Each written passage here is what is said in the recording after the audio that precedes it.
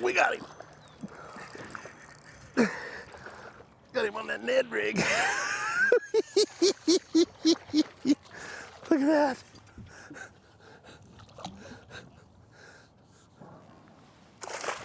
The rainbow lake bass. Come on, baby. It's that time of year, finally. Got him. Little rainbow lake bass right there. Folks, it is that time of year. I caught him on a little Ned rig. I threw that little tiny bait up in there because I knew that little guy would just go ape over it. It's a great little bedfish bait when you're trying to catch the little ones. You know, we're at Rainbow Lake, a place where I learned my ABCs of bass fishing. I live about less than a half a mile from here. And I'll tell you what, this lake has always been a blast. It's cleared up really nice. You know, when the lakes down below are all done and the spawn is over, the spawn starts taking over here in the White Mountains. The fishing's a little tougher up here. The quality of fish are great, but we have a lot of lakes that offer some bass fishing up here that's a lot of fun. Number one is Rainbow. I'll get on Rainbow anywhere from, you know, mid-April all the way up through June. After that, pretty much done because it's weeded up so bad it's tough to get on it. And unless you like throwing frogs and pulling weeds out of your trolling motor every 2 seconds, yeah, I normally don't get out here. I'll go hit Fool's Hollow or something like that. But we have Fool Hollow Lake, Scotch Reservoir, Sholo Lake, Willow Springs. You know, all those lakes up here have bass. Today, of course, we're going to be fishing Rainbow Lake. You're going to see a lot of cool stuff here. Like I said, growing up here, we have a lot of docks. It's almost like fishing a Florida lake. And what I mean by that is it's real shallow water. This lake's 13 feet deep at its deepest. It's clear water. And then, of course, we have a lot of flooded brush, and we have a ton of docks. You have to learn how to skip docks, work docks, things like that. And over the years of working docks, that's one of the reasons I like to go to lakes that have docks on them, like, say, a Clear Lake in California, is because I grew up fishing docks. So I understand them a little bit more. But other than that, we're going to go around and see if we can catch some quality fish. That was a nice little bedfish there to start the day with. And like I said, they're just moving up. So we'll have a lot of fun and see if we can't catch more right here at Rainbow Lake. Got one right there. I got the small one. I got the small one on that fat Ica right here at the ramp, folks. We haven't even moved yet. Haven't even moved yet. Got the small one. There's a bigger one in there. Let's get it and let it loose. Look the quality of these fish here, huh? That's a weightless fat Ica is what I'm throwing. Here you learn to throw a lot of weightless stuff as well with all the weeds, but they look like little footballs, man. Look at that. Healthy fish. Thanks, buddy. I'm gonna hurry up and try to get in there and catch that bigger one. She was going over Fort and got spooked off from the male. See if she'll get up in there. Yeah, that's a 2.5 pounder here. Tell you what, you never know the power of having power poles until you need them. I try to explain to people, you know, when you're fishing in shallow water like this, it's always good to have power poles. Man, look at that fish. It's so beautiful right here. I'm gonna try to get it. Now, usually when I don't get a fish, he's interested in this bait, but it's hard for me to see it. So I have to throw something I can see. It's very important to throw something you can see. Now, I'm gonna try my little craw. If this doesn't intimidate her enough to bite, then I'll throw my big craw. See, now I can see the bait.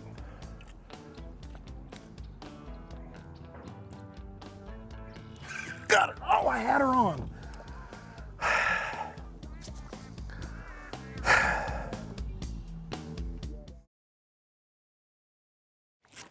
Oh, there's a jig fish right there. Yep.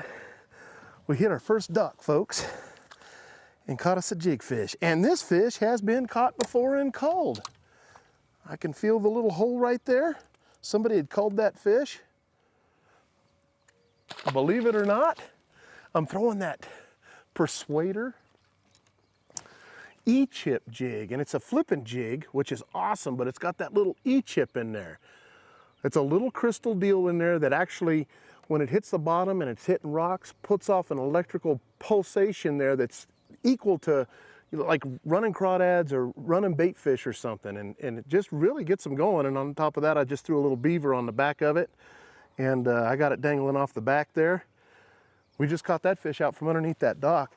But this is an awesome jig, and it sends out that little indication, man, for fish to just to go nuts on it.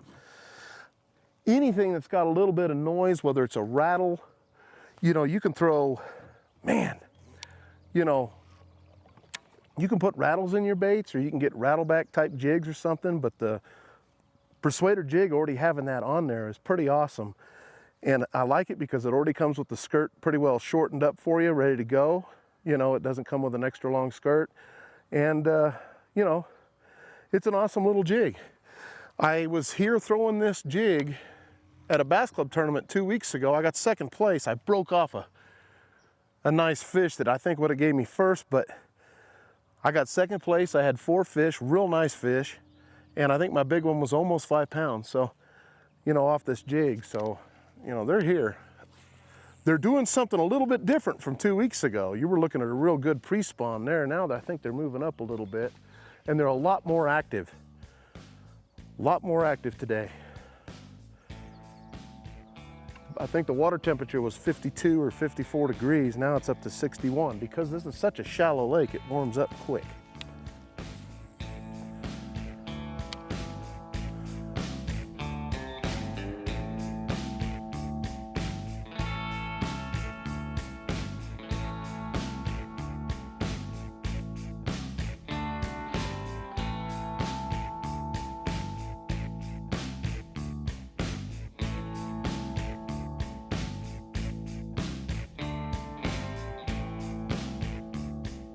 This fish has taken off 1 pincher already. Trying to get it fired up, take one more.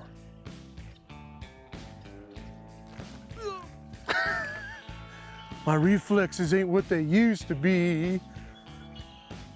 Tell you one thing, this fish has been a nightmare. I'm ready to catch it.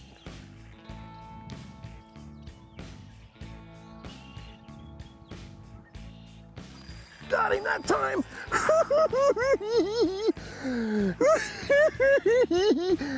That's what I'm talking about, son. That's a nice Rainbow Lake bass. All right, come on, buddy. Got all my lures out on the deck.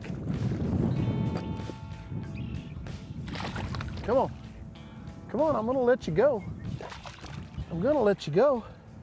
That's the good news. Look at the football look on these fish, man. These fish are so healthy. Look at that. Just a football. That fish we had to catch sight fishing. It took me a little while to catch that fish, man. You gotta get him in that mood, you know? But we ended up catching it. There's a big female up in there, but I don't think she'll move up in there. Maybe I'm wrong. See if she did. Yeah, there is a big female moved up in there. They're swimming around. They're just now getting to where they're swimming around. You know, I had to catch that fish on a little craw, a little white craw, so I could see it. And I kind of had to aggravate it a little bit, but I finally got it going.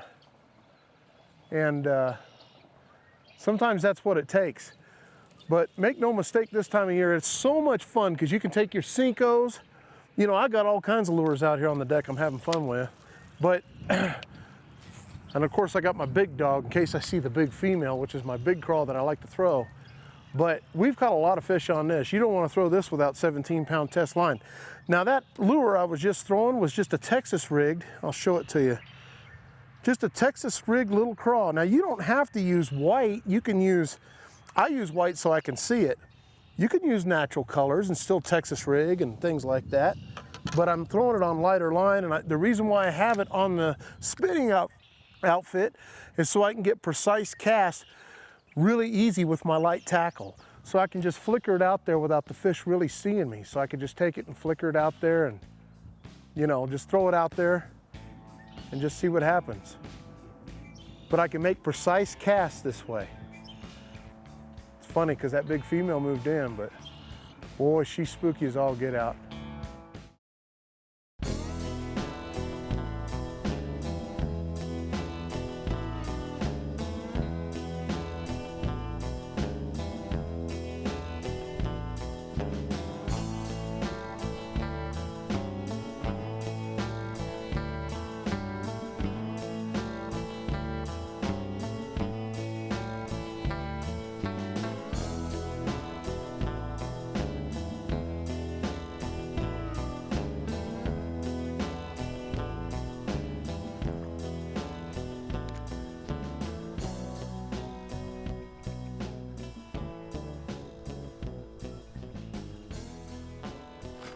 Got him. I got him. That's a nice one, folks. That's a nice fish. That's a brute. Little Rainbow Lake bass. Oh, yeah. Come on, buddy. Oh, my goodness, I love this time of year. All right, you're done. Oh, you look so good. They are so healthy and they look good and they got big old jaws. Look at that. These fish are all beef, let me tell you, or all fish. Look at that. Beautiful bass right here, Rainbow Lake. And you notice they all look beautiful green. They're nice and wide. They eat good. Now, you got to remember something about rainbow. See you, buddy, watching. Bye. You know, we don't have shad in these lakes. We got frogs, bluegills, trout, you know, catfish, things like that, but sunfish. But, oh, and they've added grass carp here too. The reason for the grass carp is because this lake gets really weedy. Remember I was telling you, after June, this lake's pretty much done. Well, I'm noticing a lot less grass. They put a bunch of those grass carp in now, so all they do is eat the grass and weeds and things like that. So it's helping the lake out to an extent, but I don't think you'll ever be able to get all the grass out of this lake. It's a shallow lake. It'll grow quicker than they can eat it. But in saying that, it keeps it clean for a while. The only thing good about the weeds is it clears the lake up quick. The lake is not clearing up nearly as fast as it usually does because we usually have a little bit more weed, but hey, you know, it's still a lot of fun. But those grass carp definitely are making a difference. And as far as being able to get out here and go fishing and not get a bunch of weeds in your trolling motor, at least this time of year.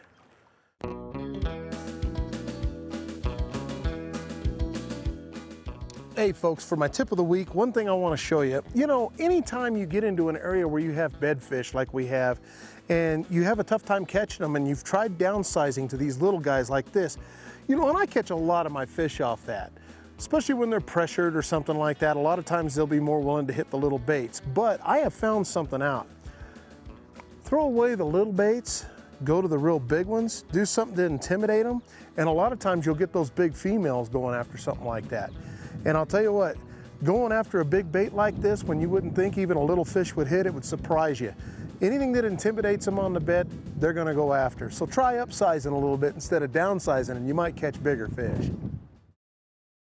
You know, just a couple of baits that if you come to the White Mountains, you wanna fish Rainbow Lake or Fool's Hollow, some standard baits that we use up here in the White Mountains. Well, number one's the Cinco. You can throw that weightless and do the 4-inch, the 3-inch, the 4-inch, and the 5-inch all work very well up here. And of course your jigs, your standard jigs, any kind of flipping jig, go with a craw pattern or a dark, you know, black and blue, something like that works really good. You also have spinner baits. Now, even though the water's clear up here a lot of times, you can get away with a lot of chartreuses because we have frogs and things like that, trout in the water. So, you know, a little chartreuse on a white spinner bait goes a long ways up here in the White Mountains. That's a good, usually a pretty good key lure to throw. And then you know, obviously the drop shot will work up here very well. And some baits you can skip, tubes, you know, things like that. But try to stay within the pattern of what's going on as far as, you know, like I said, shad stuff, you can throw it, you'll catch fish on it, but it's, you know, it's not the standard stuff that I'd want to throw. If I'm going to throw, for example, a stick bait or something like that, or a jerk bait, I want it to look like a rainbow trout or a bluegill or something. So, versus a shad. So there's a few little tips there that'll help you when you come up here to the White Mountains. Like I said, I've been fishing this lake my whole life. Lizards work really good. And I've had a lot of success on these lakes just with the 4 or 5 baits I just told you. And it's pretty much standard every year you come fishing here, you know. So, you know, there's a pretty good chance you're gonna catch some fish. And don't forget, throw a Texas rig in there once in a while. When the lake's not so weedy, you can drag that Texas rig, a little lizard or a 4-inch worm or a 7-inch power worm. Works pretty good up here. So with those few baits, I'm sure that'll help you right here at Rainbow Lake.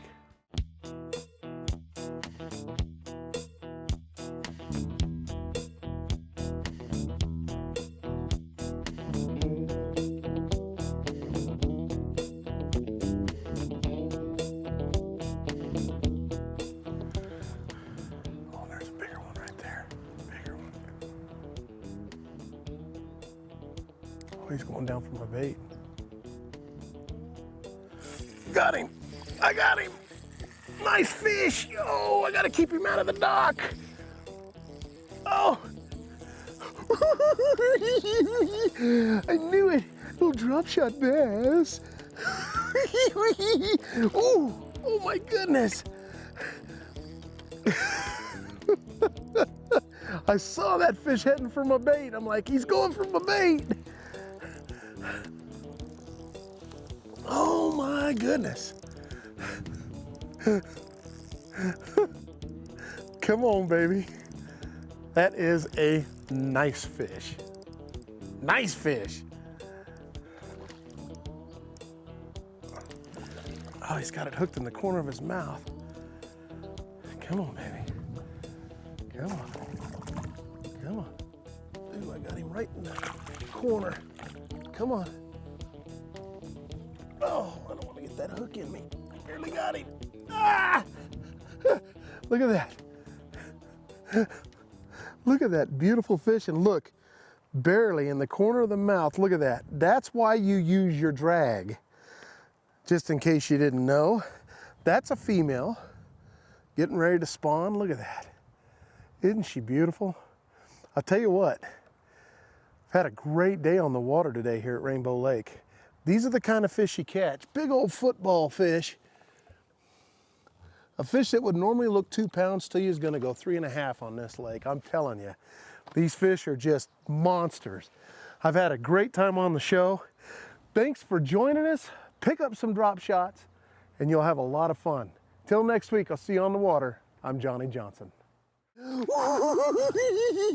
Now, see, that's what I'm talking about, folks.